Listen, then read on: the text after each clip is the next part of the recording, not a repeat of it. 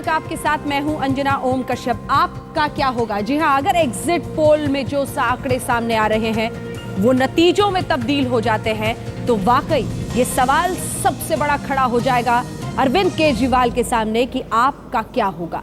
दिल्ली छोड़कर, दिल्ली की सरकार छोड़कर पूरे देश पर कब्जा करने का जो सपना देखा था, उस वजह से लगता है जैसे पूरा का पूरा सपना बिखर गया है। अब बड़ा सवाल यही है कि अगर एग्जिट पोल में जो आंकड़े सामने आ रहे हैं नतीजों में तब्दील हो जाते हैं, क्या होगा अरविंद केजरीवाल का, क्या होगा आम आदमी पार्टी का? एक बार कांग्रेस, एक बार बीजेपी। अब तुम सारे हिंदू मुसलमान सिख ईसाई इकट्ठे हो जाओ और अपनी झाड़ू चलानी शुरू कर दो।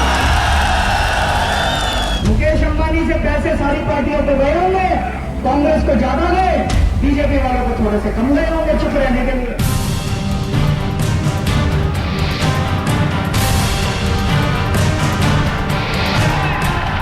भारत के लोकतंत्र में दो राष्ट्रीय और कई क्षेत्रीय दलों के बीच अचानक आप आए थे। आपका दल बना और दिन दुनी रात चौगुनी रफ्तार से बल बढ़ने लगा। मैं अरविंद केजरीवाल ईश्वर की शपथ लेता हूं। ईश्वर की शपथ लेता हूं। दिल्ली के विधानसभा चुनाव में जब 28 सीटें मिली तो आपके अप्रत्याशित बल का अनुभव भी हुआ। सत्ता मिली, लेकिन दिल्ली का बलवान 49 दिनों में अपनी चाहत से सत्ता को ठोकर मारकर खड़ा हो गया।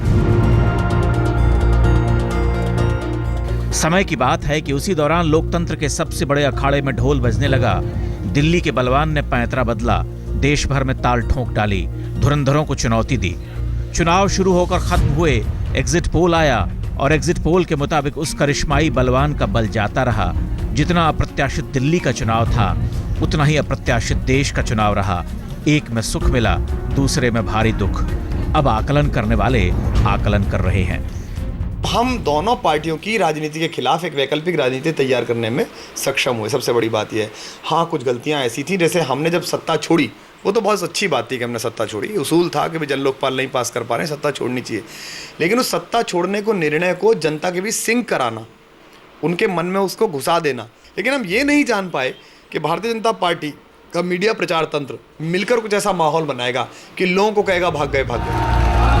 जिस दिल्ली में 6 महीने पहले आपने 72 में से 28 विधानसभा सीटें झटक लीं, उस दिल्ली की 7 लोकसभा सीटों के संघर्ष में 2 सीटों के लाले पड़ रहे हैं। एग्जिट पोल कह रहे हैं कि आम आदमी पार्टी को 0 से 2 सीटें मिल सकती हैं। जी, मुझे लगता है हमें बिल्कुल सोचना पड़ेगा अपनी स्ट्रैटेजी के बारे में, किस तरह से हमारी रणनीति रही है, और एक बहुत ही चिंतन की इसको लेकर ज़रूरत है। और कुछ हमारे ऐसे फैसले हुए, हमें लगा वो फैसले सही हैं, लेकिन शायद लोगों को नागवार गुजरे, शायद हम जनता को विश्वास नहीं दिला पाए अपने फैसलों का, या हमने कुछ जल्दबाजी कर ली। तो हमें और वक्त लेना चाहिए था, क्योंकि वो जो कम्युनिकेट करना था वो बात शायद ठीक से नहीं हो पाई। अब सवाल उठता है कि आपका क्या होगा। लोकतंत्र के बगीचे में अंधड़ बनकर बहने वाले अरविंद केजरीवाल क्या औंधे मुंह गिर पड़े हैं? क्या अरविंद केजरीवाल ने जरूरत से ज्यादा तेजी दिखलाई? क्या अरविंद केजरीवाल को जरूरत से ज्यादा भरोसा हो गया था? क्या अरविंद केजरीवाल संगठन के स्तर पर अपनी ताकत तौलने में भारी चूक कर गए? क्या अरविंद केजरीवाल ने दिल्ली में अपने 49 दिनों की अव्यवस्थित सरकार की तारीफ कर देश भर में गलत संदेश नहीं दिया?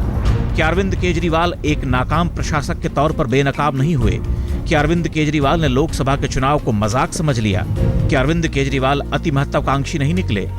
क्या अरविंद केजरीवाल के साथ खड़े नेताओं की भीड़ को देश ने पहचान लिया? आम आदमी पार्टी अब अपने आप में एक सवाल बन गई है, क्योंकि जिस दिल्ली ने उसे दिल पर बिठाया, उसी दिल्ली ने उसे दिल से बाहर कर दिया। देश तो बहुत बड़ा है, यहाँ जगह बनाने में दशकों खप जाते हैं, पीढ़ियां बीत जाती हैं।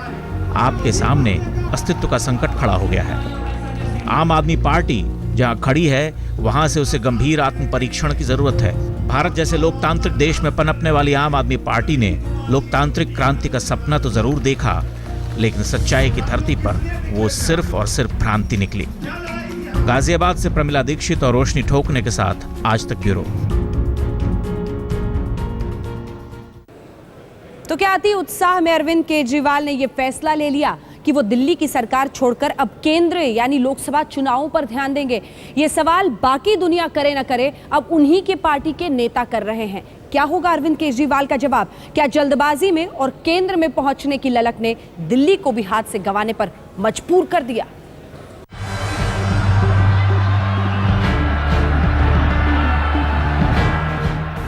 विश्वास से परे था, सब कुछ चुनावी राजनीति के व्याख्या करने वालों की उम्मीद से अलग। पहली बार राजनीति के अखाड़े में उतरे अरविंद केजरीवाल ने हैट्रिक लगाने वाली सीएम शीला दीक्षित को हराकर दिल्ली के 7वें मुख्यमंत्री के रूप में शपथ ली थी। अनुरोध या द्वेष के बिना बीजेपी की विजय यात्रा का रथ दिल्ली आकर अटक गया था। कोई कैसे यकीन करता कि ऐसे लोग, जिनके लिए किसी राजनीतिक दल का टिकट मिलना दूर की कौड़ी थी, अब विधायक पद के हकदार बन गए थे। आप ये देखिए कि किन लोगों ने बड़े बड़े दिग्गजों को हराया है। राखी बिरला एक छोटी सी लड़की है, एक सामान्य सी पत्रकार थी। अखिलेश त्रिपाठी एक सामान्य से लड़का, सिविल सर्विसेज देने के लिए दिल्ली आया था। कमांडो सुरेंद्र जो देश के लिए पहले सीमाओं पे लड़ा था। अशोक चौहान अंबेडकर नगर से 40 साल से जीतते आ रहे चौधरी प्रेम सिंह को उन्होंने हराया है। पूरा देश आम जनता के फैसले को, उसकी ताकत को हैरत से देख रहा था और आम आदमी पार्टी इस बदलती बयार में अपनी नई भूमिका तलाश रही थी। सबसे बड़ी पार्टी नहीं होने पर भी केजरीवाल ने कांग्रेस के साथ मिलकर दिल्ली में सरकार बना ली। दिल्ली की जीत ने केजरीवाल के दिल का हौसला बढ़ा दिया था और उधर लोकसभा चुनावों की आहट करीब आ रही थी। ये वो वक्त था जब केजरीवाल का ग्राफ अपने चरम पर था, लेकिन दिल्ली की कुर्सी में कांटे भी कम नहीं थे। जिन वादों को डेडलाइन के साथ पूरा करने का ऐलान किया, उसका हिसाब एक एक कर लिया जाने लगा। लोगों की दरकार थी बिजली, पानी और अच्छे इलाज की, और केजरीवाल राजनीति के गर्म लोहे पर एक और चोट करने का सपना देखने लगे। जन लोकपाल के जिस मुद्दे को लेकर दिल्ली की कुर्सी का रास्ता तय किया था, उसी मुद्दे से बाहर निकलने की राह भी ढूंढ ली। भ्रष्टाचार को दूर करने के लिए अगर 100 बार मुख्यमंत्री की कुर्सी को दांव पे लगाना पड़े तो 100 बार क्या 1000 बार भी अपनी सरकार को दांव पे लगाने के लिए तैयार है। दिल्ली के मुख्यमंत्री पद छोड़ने का ऐलान केजरीवाल के करियर का सबसे विवादास्पद फैसला साबित हुआ। केजरीवाल भले ही इसे त्याग की मिसाल माने, विरोधियों ने उन्हें भगोड़ा करार दिया। सवाल ये भी उठा कि जिस जनता से पूछकर कुर्सी ली थी, तो बिना पूछे उसे छोड़ने का फैसला कैसे कर लिया। खुद केजरीवाल को भी इस बात का एहसास हो गया था और काशी में केजरीवाल ने लोगों के बीच अपनी इस गलती को स्वीकार भी किया। सरकार बनाने के पहले इस्तीफा देने जनमत संग्रह कराया था।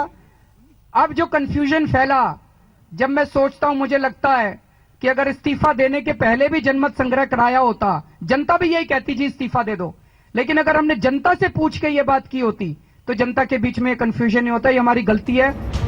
यानी केजरीवाल को इस बात का एहसास हो चुका था कि उनका इस्तीफा आगे बढ़ने की रणनीति पर उल्टा असर डाल रहा है।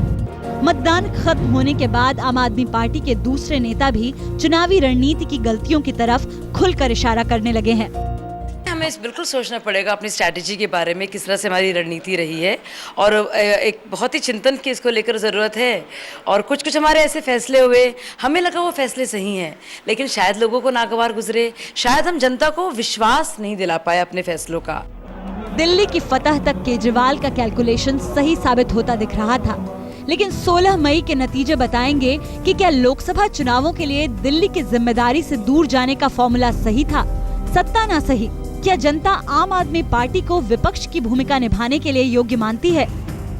प्रमिला दीक्षित के साथ रोशनी ठोक ने, दिल्ली आज तक। दिलचस्प रहा इस दौरान अरविंद केजरीवाल को देखना। इधर लोकसभा चुनाव का ऐलान हुआ, उधर अरविंद केजरीवाल ने अपनी ब्रांडिंग शुरू कर दी। नरेंद्र मोदी के खिलाफ खड़े हुए और अपने आप को उनके बराबर कद का नेता साबित करने की कोशिश की। इधर कुमार विश्वास को राहुल गांधी के खिलाफ खड़ा कर दिया। तुम्हारे सारे कुकर्म संवैधानिक है और हम देश के लिए लड़ रहे हैं तो वो संवैधानिक है।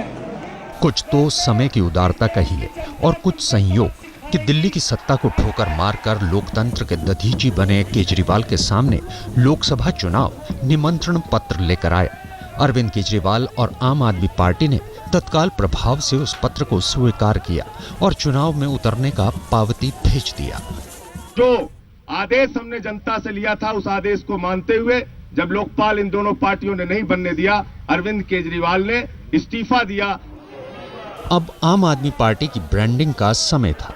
दिल्ली के दंगल में शीला को शिकस्त देकर दंदना रहे अरविंद केजरीवाल ने देश के दंगल में सबसे बड़े सियासी पहलवान नरेंद्र मोदी को निशाने पर लिया।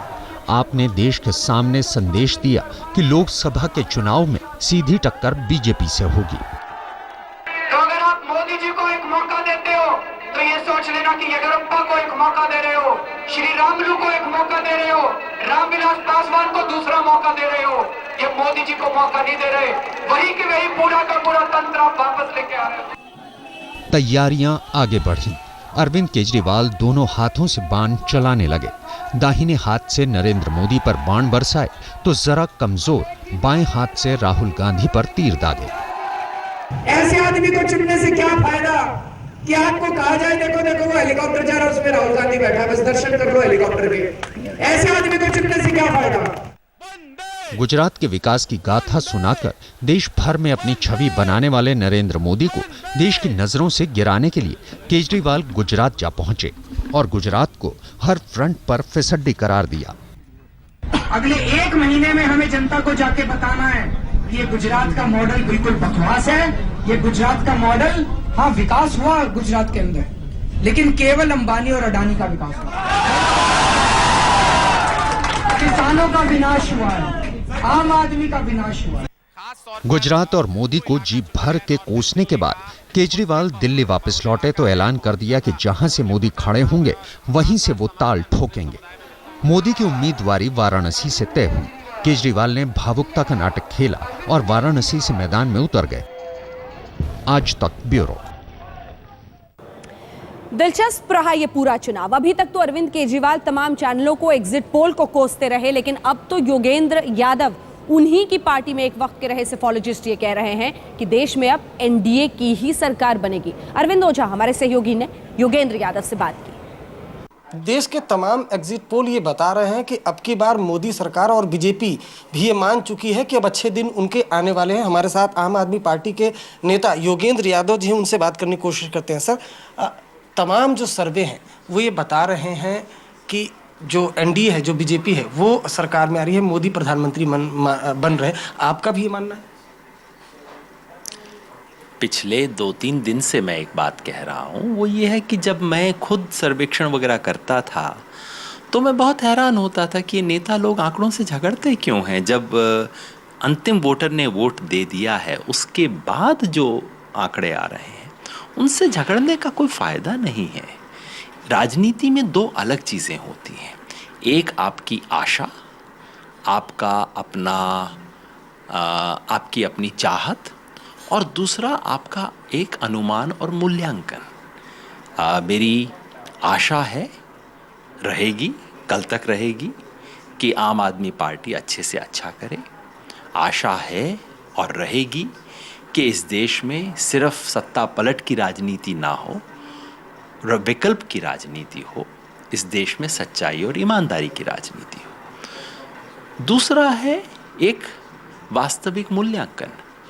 अब इतने एग्जिट पोल आ गए हैं, एग्जिट पोल बहुत उपयोगी सूचना देते हैं, और मुझे लगता है कि कुल मिला के एग्जिट पोल की जो राय है, जो मोटी तस्वीर दिखाई देती है, मोटी तस्वीर ये है, अनुमान है, आकलन है, और उस आकलन से बहुत बुनियादी रूप से असहमत होने का मुझे कोई कारण नज़र नहीं आता कि ऐसी संभावना है कि भारतीय जनता पार्टी अपने इतिहास का सबसे अच्छा प्रदर्शन करेगी, और ऐसी संभावना है कि कांग्रेस अपने इतिहास का सबसे खराब प्रदर्शन करेगी। शीला दीक्षित के पैरों तले की जमीन खिसक गई थी जब दिल्ली विधानसभा में नतीजे सामने आए थे।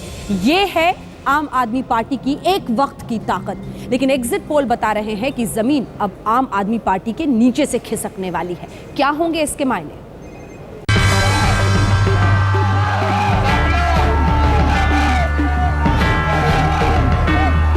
जो था उससे बहुत ज्यादा पाने की हसरत लिए अरविंद केजरीवाल ने दिल्ली छोड़ी। सोचा देश दामन भर देगा, लेकिन देश से कुछ खास मिलने के आसार नहीं है। उल्टे दिल्ली की 28 सीटें जीतकर जो इज्जत कमाई थी वो लोकसभा चुनाव में लुटाने की पूरी तैयारी कर ली है। एग्जिट पोल से ऐसा ही लग रहा है। तो सवाल उठता है कि निकट भविष्य में दिल्ली विधानसभा चुनाव हुए तो क्या होगा? कहीं लोकतंत्र के पहले निवास छिन जाने का खतरा तो नहीं है? जो एग्जिट पोल कहते हैं उसके मुताबिक दिल्ली की 7 लोकसभा सीटों में से 5 सीटें बीजेपी को मिलेंगी, जबकि आम आदमी पार्टी को 0 से 2 सीटें मिल सकती हैं। दिलचस्प बात यह है कि चांदनी चौक सीट से चुनाव लड़ रहे बीजेपी के नेता हर्षवर्धन को सबसे बड़ी जीत मिल सकती है। हमारे संज्ञान में कोई भी दिल्ली के अंदर कम से कम ऐसी सीट नहीं है जिस पे हमें विजय प्राप्त करने की दृष्टि से पूरा आत्मविश्वास ना हो। जिन केजरीवाल ने नई दिल्ली विधानसभा सीट से शीला दीक्षित को मात दी, उनके लिए बुरी खबर यह है कि नई दिल्ली सीट से भी बीजेपी की मीनाक्षी लेखी के जीतने का अनुमान है। कम से कम एग्जिट पोल तो यही कहते हैं। इससे एक बात साफ हो गई कि जिन इलाकों में आम आदमी पार्टी ने कांग्रेस का सूपड़ा साफ किया था, उन इलाकों में अब बीजेपी का दबदबा कायम होता जा रहा है। केजरीवाल के सत्ता त्याग ने दिल्ली की जनता का मोह भंग कर दिया। दूसरा, नरेंद्र मोदी की जबरदस्त ब्रांडिंग ने डेंट लगाई। अगर केजरीवाल ने दिल्ली की सत्ता को आंदोलन की गारंटी नहीं माना होता और जबरन इस्तीफा नहीं दिया होता तो स्थितियां ऐसी नहीं होती। अब हालत यह है कि माया मिली न राम। दिल्ली छोड़कर देश मापने चले थे, देश बाहों में समाया नहीं, दिल्ली के हथेली से छूटने का खतरा बढ़ गया। आज तक ब्यूरो। और इसी के साथ आपका क्या होगा, इंतजार करना होगा। हमारी इस विशेष पेशकश में इतना ही, लेकिन देश दुनिया की बाकी खबरों के लिए आप देखते रहिए आज तक।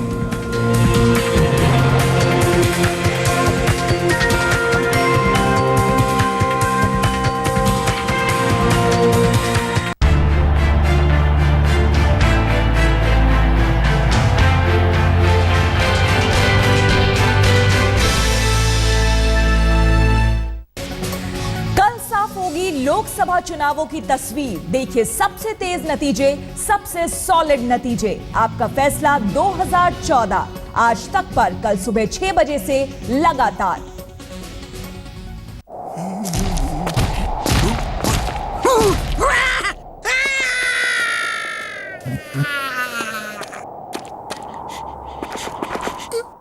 Now in a 1 liter bottle, Happy Fizz. पेश है LG रेफ्रिजरेटर्स विश्व की पहली एवरकूल टेक्नोलॉजी के साथ। ये लंबे पावर कट्स में भी 7 घंटे तक कूलिंग बनाए रखे, 36% तक एनर्जी की बचत करे।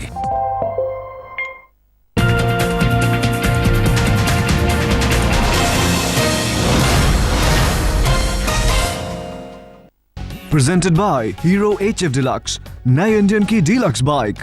Co-presented by Berger Paints, paint your imagination. Powered by Patanjali Fruit Juice, घूट घूट में ताजगी व स्फूर्ति। In association with Ambuja Cement, Virat Compressive Strength, Lloyd यानी खुशियों की गारंटी। Quick Heal, अब लाइफ में नो डर no worry. Lafarge Duragard Cement and V-Guard Inverter Digital UPS and Battery। Quick Heal खरीदो गाड़ी जीतो कॉन्टेस्ट। सुरक्षित करो अपने पीसी, लैपटॉप, टैबलेट और स्मार्टफोन को क्विक हील एंटीवायरस से और पाइए आकर्षक इनाम और रेनो डस्टर जीतने का मौका।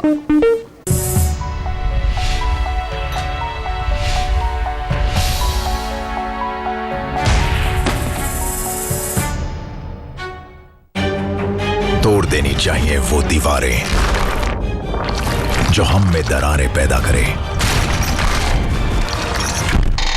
और मजबूत दीवारों के लिए सिर्फ Ambuja cement. RP Sanjeev Goenka Group, growing legacies. आज मुझे नींद नहीं आएगी, सुना है तेरी महफिल में रत जगा है।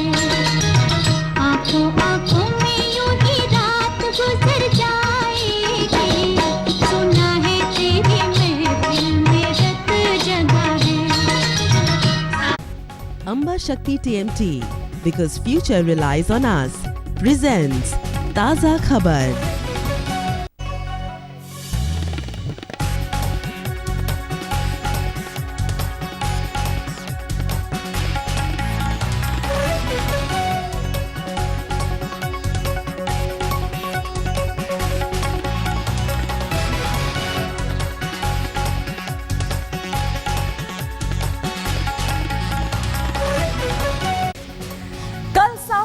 लोकसभा चुनावों की तस्वीर देखिए, सबसे तेज नतीजे, सबसे सॉलिड नतीजे। आपका फैसला 2014 आज तक पर कल सुबह 6 बजे से लगातार।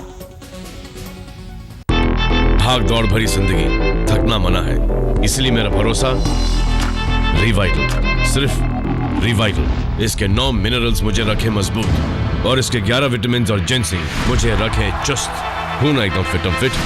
लो रोजाना रिवाइटल, जियो जी भर के।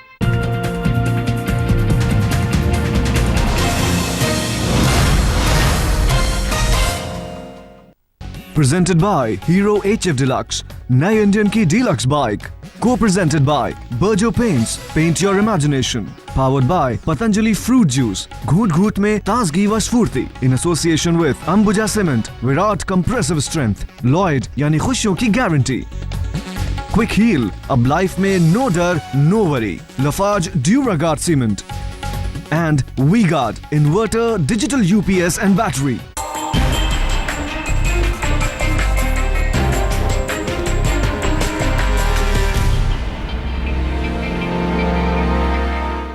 कुछ लोग एसी के साथ वी-गार्ड स्टेबलाइजर कभी नहीं लेंगे, जैसे mister. I know everything. Cheaper वाला दिखा। स्टेबलाइजर वेबलाइजर की कोई जरूरत नहीं। Simply waste of money. ओहो, इस एसी को क्या हो गया? Stupid. चल क्यों नहीं रहा? पावर फ्लक्चुएशंस आपके एसी के कंप्रेसर को डैमेज कर जाते हैं। सुरक्षित रखिए इंडिया की सबसे ज्यादा बिकने वाली एसी स्टेबलाइजर के साथ वी-गार्ड। बिल्डिंग मटेरियल्स में 180 साल का अनुभव लेके लफार्ज अब आपके शहर में सीमेंट के वर्ल्ड लीडर के साथ निर्माण करें, ऐसे दुनिया करे जैसे। लफार्ज।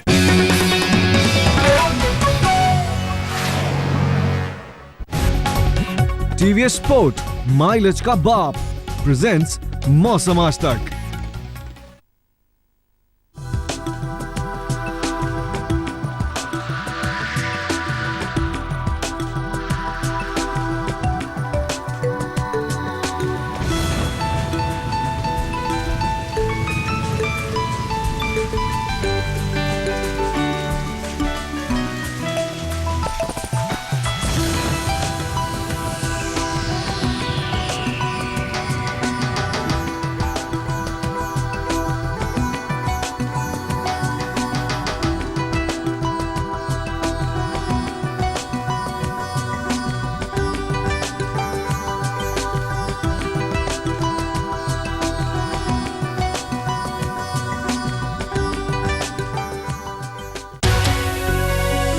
ये है टीवी टुडे नेटवर्क और आप देख रहे हैं आज तक सबसे तेज।